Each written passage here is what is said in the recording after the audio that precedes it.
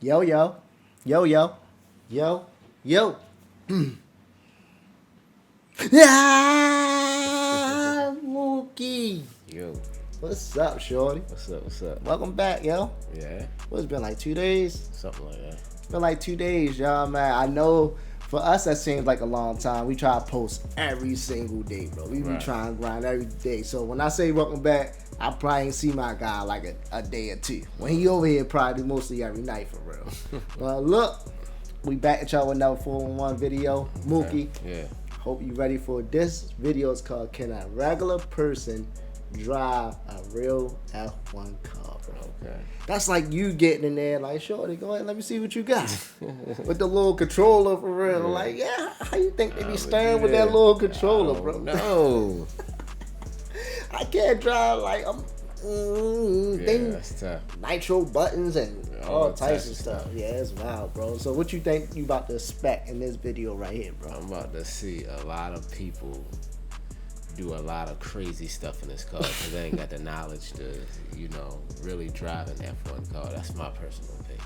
Is driving the F1, you think, okay, I know this is not a question for y'all, bro. This might be a dumb question to y'all. But I'm going to ask my brother, you feel me? Because it's dumbfounded to me. You think driving the F1 car is harder than driving a car with a stick? Yeah.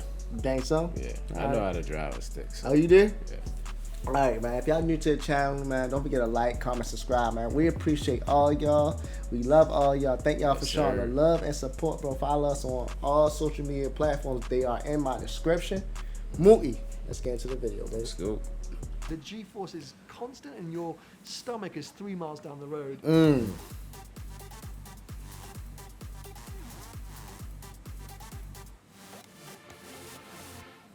I would say that I'm a motorsport fan more than I am a car fan. Right. My love for anything with an engine came really from F1 and motorsport. So growing up, that's what I wanted to be. I wanted to be an F1 driver. I wanted to be an F1 champion. But I ran out of skill and money.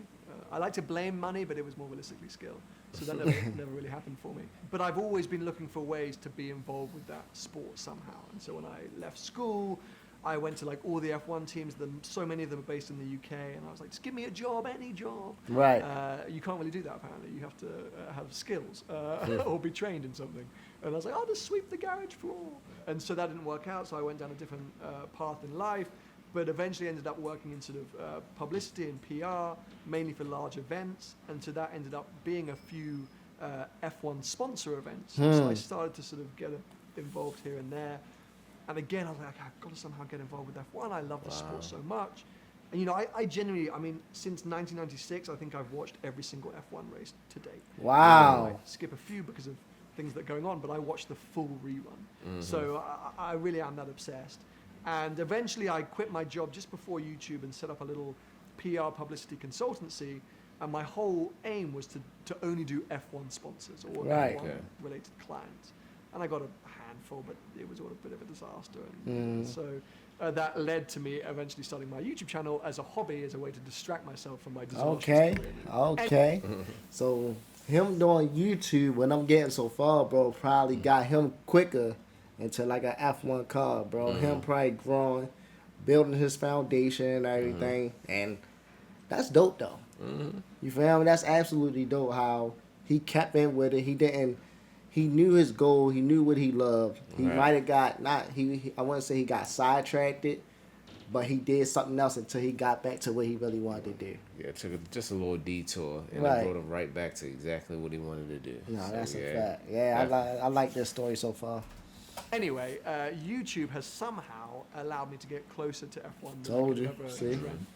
And that came to a head last year when I ended up actually driving an F1 car.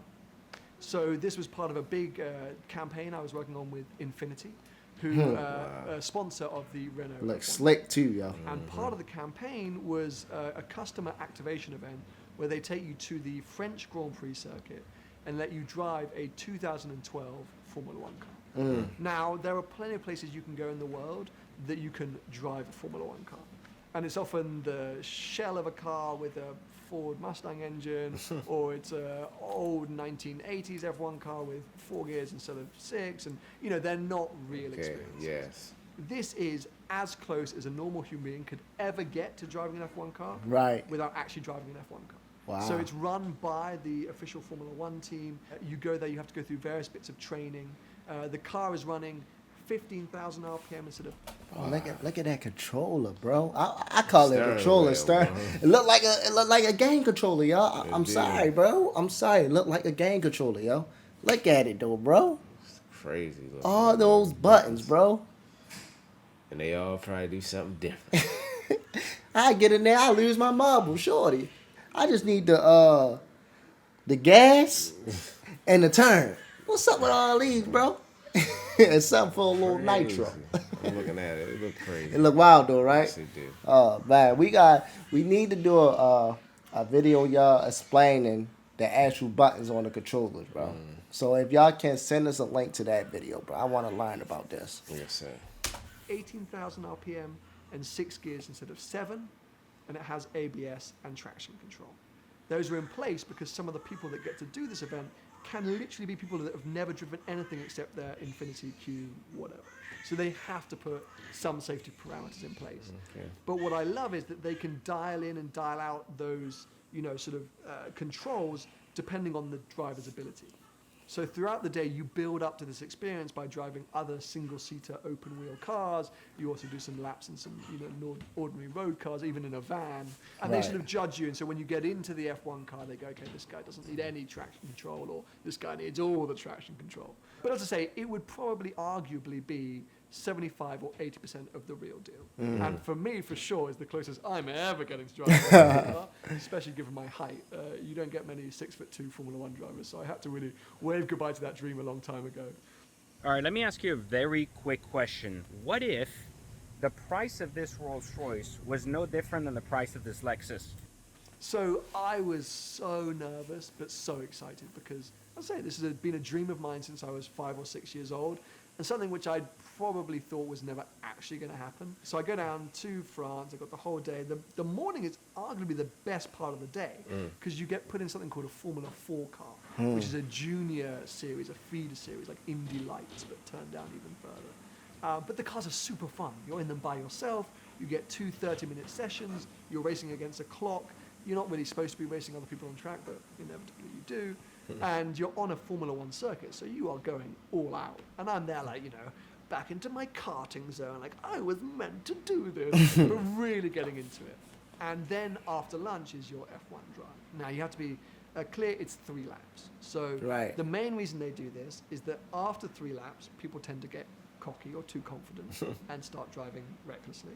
But also, physically, very few people can withstand the G-forces post 3 laps. Ooh. I have to explain this because I, as a fan, understand that F1 drivers are athletes. Most people tend to knock this and go, well, what do you mean they just sit there and drive a car? It's not about it. But you have to realize that they are going through 4 to 5G every single corner, on their body, on their neck, on their arms, because the cornering speeds are so high and the braking forces are so extreme. So I knew going into the experience, the things... So why you think he's saying that, though? Like, what I mean by that is they go to G4, G5, like my man said. So it's hard. So do you think that becomes, that part right there is more so like the physical part? That's why he called them exactly athletes, if you understand that. You feel me? Like, he basically saying, like, they athletes. They just don't sit in the car. Of course, you got to stern and all that, but that stuff weighs on your body, bro. Yeah. So you got to be equipped, or you got to be, I guess, physically fit to drive one of these the way how you really want to drive it. How you really want to drive it? Yeah. I think so. That's what now that you put it like that. Right. Yeah. That's what you think he getting at on that part? Yeah. Let us know in the comment section if we wrong, bro. We just, try to piece 2 and 2 together. That were going to blow me away with the acceleration, no doubt. It's a car that does 0 to 100 miles an hour in 2 seconds or 2.5 seconds. Potentially the cornering speeds, although would I really experience downforce? Because that kind of break between mechanical grip and aerodynamic grip is so slim and so far. You've got to be going like 120 miles an hour plus before you're starting to see the aerodynamics. And then the braking. A lot of people have said to me, the braking is what will blow you away. Right. And anyone who hasn't driven a race car before might not know that usually the brake pedal in a race car is like a brick wall. It's like the Yes. firmest pedal you've ever experienced in your life. You have to stamp on it. You gotta Any what? kind of like- You gotta like, like I've So driven. Me personally, I've driven like McLarens and stuff because I used to work with them, right. and that brake pedal is really stiff. Why though? Cause it goes so fast. Yeah, it got something to do with the dynamics of a car. But I noticed, like the gas pedal is regular, but the brake pedal is really firm. For real. Yes, So you got you just gotta make sure you want it, and when you press it, you press it. press it. Yeah, you get put into the F1 car, they sit you down in the seat, and you actually lie down in a Formula 1 car. So your feet are up here, your hands, your steering wheel's right in front Wow. of your face, and you can kind of barely see over. You just see the tops of the tires, and you're kind of lying down. It is quite comfortable, but a little claustrophobic. Your feet are in stirrups so that you can't cross on the pedal, so you're left foot braking. And before you're allowed out on the track, they say, okay, can you push the brake pedal for you? And I'm ready, and I push it pretty hard, and they're like, no, harder, harder. And I'm pushing it like harder to the point where I'm like pushing myself back into the seat. I can hardly breathe. And they're like, okay, that's 75% brake pressure. You got to hit that for every corner or the brakes won't work. And I'm like, oh no, I can't do that. Like, you'll be fine. I'm like, no, what? So in my head, I'm like, oh, this is just so terrifying. And the emotions of the experience, Wow, everything yo. about it is just so overwhelming that I'm not really taking the moment in. So by the time you actually get in to drive the car and you're belted in, they start up the engine and they push you out to the pit lane because it's too hard to engage the clutch. And you roll away and you're very smooth. You have to just let the clutch out real slow and then the car starts to trickle forward. Not like F1 drivers, they obviously help you with that, but off you go. And of course, the initial reaction is the acceleration. Barbaric. I mean, like nothing you've ever experienced before. Take the fastest road car you've ever been, and I'm talking about people who've driven LaFerraris or McLaren Sennas or whatever you might think. Formula One is faster. And the biggest thing is it's endless. Right. I always feel like in a road car, there is an acceleration curve, no matter how fast you're in. Even in a Koenigsegg or Pagani, after that initial gut-wrenching acceleration, it smooths off. Right. In Formula One, that doesn't give up. Oh You know, my the gosh, G-force bro. is constant, and your stomach is 3 miles down the road until you hit the brakes. But I'm kind of expecting that because it's Formula One, right? So I floor the accelerator, and I'm like, oh my god! And your head's banging around. And then I get to the corner, and I arguably am not doing that fast at that first corner. So I turn in, and it's unbelievably smooth and easy. Actually, a lot easier to drive than the little Formula 4 cars Right. because of the mechanical grip. The mechanical grip is so high that it's just, I'm like, oh, I am so good at this. I'm like, I am so good at this. Right. Flowing through the corners, the back's not stepping out. I see the straight, and I'm like, here we go. Right. This is it. Showtime. So I just go all the way down to second gear and floor it. And it's the most amazing experience. It feels like being strapped to a rocket ship. And I Right. get to the end, and all I remember is these sort of voices inside my head going, use the brakes. You know, like all the people that I've texted beforehand, or my racing driver friends, or people that I know, just saying, what should I do? They're saying, use the brakes. So I'm hurtling towards this first corner. And in the Formula 4 car, I was braking at the 200-meter mark. And I look down and I see the 50-meter mark, and I'm like, let's go for it. You know, what's the worst that's going to happen? There's a big runoff. If I die in Formula 1. So I just go and I'm doing this, and I see the 50 meters, and I push the brake as hard as I can do it. My head, the G-forces takes my helmet and everything down into the cockpit. I can't see a thing. I'm like, trying to shift down gears. By the time I can finally lift my head up, the corner's there, so I'm like, turns the corner, the whole thing goes like this. I'm like, absolutely, like, as I say, I couldn't, I've never experienced anything like that. Wow. Ever again. And I finally get back to the pit lane, and I get out, and the guy goes, oh, you did a great job. You hit 40% brake pressure. Well done. 40%? Because, yeah, that's pretty good for a first timer.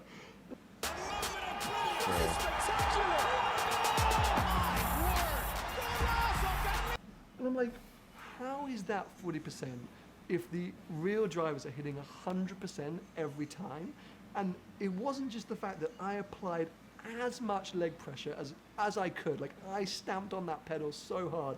But it was the forces my body went through. My lungs were like at the front wheels. As I said, my head was in, well, you know, in a not a nice place to be. All of it was so overwhelming that my respect for F1 drivers just went through the roof. Not only their physical ability, but the mental capacity to be able to do all of that and be fighting and looking where the opposition are and speaking to your team and switching controls. It was a completely sort of a recalibration of what a car could do. And the funny thing is that the team that run the cars on the day say the thing that people struggle with the most with an F1 car is actually how high the idle point is. The engines idle at around 9,000 RPM. And as I say, usually they shift at around 18,000 RPM. So you're always at, that's like forever. You roll out of the pit, you're like, and people can't get used to it. So they let the revs drop too low or they shift too early because your ears just aren't used to that higher pitch. And all the fluids and everything don't pass through the engine or they get cold and everything dries up. And I actually experienced this. I was the only person on the whole day to suffer any kind of issue. Okay, I didn't crash, but I did have a mechanical issue. Because obviously this whole like, use the brakes. Before I got onto the main straightaway, I was trying to see what these brakes would do. So I was in like second gear, trundling around a corner. I thought, I better stamp on the brakes and see what happens. So there I go, I stamp on the brakes and everything just went vroom. And all the revs dropped and I was in the wrong gear and the anti-stall kicked in. So I'm there, my first ever F1 experience, and the car just cuts out. And you have no car to pit radio. They can speak to you, but you can't speak to them. So I'm just free rolling, literally around this last corner, and I see the pit lane, and I have to roll, thank God I had enough speed, back into the pits, and everyone's sitting there going, what's this guy doing? And I'm like, I think I broke it. So the only guy the whole day that like screwed up the program, given that I was the person most excited and probably should have known that was something you shouldn't do. But you just have to keep the revs up. You have to keep the energy and everything moving, the temperatures up. It's an amazing machine in the fact that the only way to drive it is flat out the minute you leave the pit lane. There's no warm-up procedure, there's nothing. You hear that? What? The only way you drive it is flat out as soon as you leave the pit. What are you talking about, like gun it? Gun it. That's the only way to drive it. Why? He just said that. I'm just saying, though, like, why you only just gun it, though? Like, why? I mean, I'm pretty sure they gun it because it's a race. So they trying to get to their spot, but... But the way the car is designed, the car is built to go fast. Right. So, damn, yo. It's crazy. It's crazy because you used to driving a regular car, regular speeds. Right. And you drive one of these cars and it's like the mechanical problems could start happening because you're not driving it the way you're supposed to be driving. I didn't even think of that, shorty. Like, just because you're not driving it fast, that's why you're having issues. Yeah. Not like me, that's driving like a grandma, and I'm good on the road. You feel me? I'm good on the road. Nothing can happen to my car. The gas, right? Everything, baby. But nah, that's wild, though, bro. It's wild. They've done that for you already with machines and computers.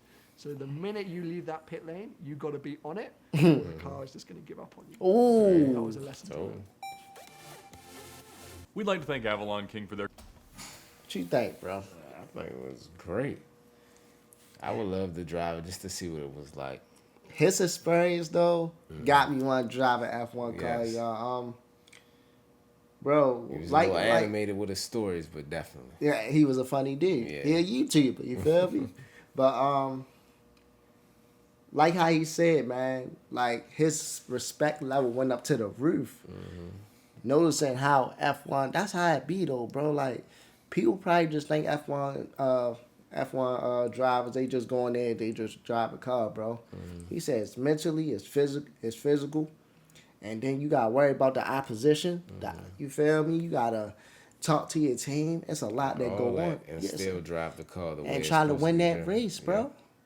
Come on, bro. It's amazing, bro. Formula One, another amazing sport, man. What you guys say, Short? Holla at me, man. I'm excited, yo. Go ahead, Short.